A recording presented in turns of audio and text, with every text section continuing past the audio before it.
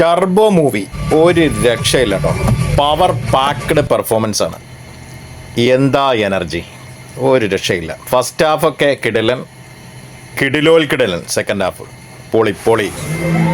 ആരാണ് ടർബോ ജോസ് എന്ന് ആദ്യം തന്നെ പറയുന്നുണ്ട് കേട്ടോ. സിനിമയിൽ നമ്മൾ ആദ്യം തന്നെ അത് മനസ്സിലാക്കുന്നുണ്ട്.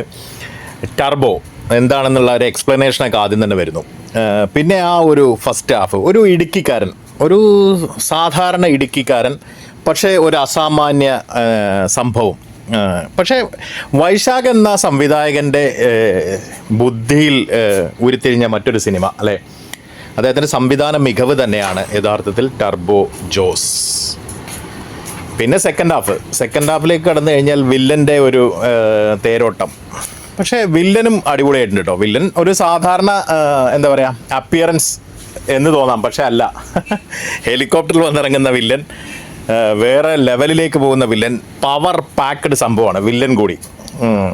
ഈ വില്ലൻ ആരാണെന്ന് നിങ്ങൾ ജസ്റ്റ് ഗൂഗിൾ ചെയ്ത് നോക്കിയാൽ അല്ലെങ്കിൽ യൂട്യൂബിലൊക്കെ നോക്കിയാൽ നിങ്ങൾക്ക് കാണാൻ പറ്റും ആ വില്ലൻ്റെ പഴയ കഥാപാത്രങ്ങളൊക്കെ. ഒരു സാധാരണ വില്ലനെ എടുത്ത് വളരെ അസാമാന്യ കരുത്തുള്ളൊരു വില്ലനാക്കി പ്രദർശിച്ചിരിക്കുകയാണ് സിനിമയിൽ. അത് സിനിമയ്ക്ക് വളരെയേറെ ഗുണം ചെയ്തിട്ടുണ്ട് എന്നുള്ളത് തന്നെയാണ് അതിൻ്റെ ഒരു കാര്യം. എന്തായാലും എല്ലാവരും കാണേണ്ട തിയേറ്ററിക്കൽ വാച്ച് ആയിട്ടുള്ള ഒരു മസ്റ്റ് പവർ പാക്ക്ഡ് ആയിട്ടുള്ള ഒരു മൂവി തന്നെയാണ് ടർബോ.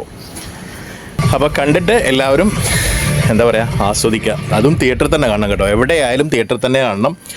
നിങ്ങളിത് OTT കാണാൻ നിന്നാൽ അല്ലെങ്കിൽ ഒരു വെറുതെ ഒരു എന്താ പറയുക ടി വിയിലാണ് അല്ലെങ്കിൽ അങ്ങനെ ഒരു ഇതിൽ കാണാൻ നിന്ന് കഴിഞ്ഞാൽ തീർച്ചയായിട്ടും അതിൻ്റെ ഒരു എഫക്റ്റ് കിട്ടില്ല എന്നുള്ളത് തന്നെയാണ് പറയാൻ കഴിയുക. ഓക്കെ, അപ്പോൾ must watch theatrical movie turbo.